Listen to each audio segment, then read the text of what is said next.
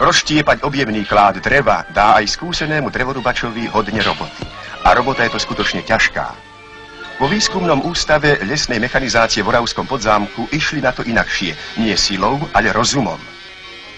Pripomenieme iba, že nový spôsob je nielen produktívnejší, ale aj lacnejší. A teraz sa dívajte, ako to robia.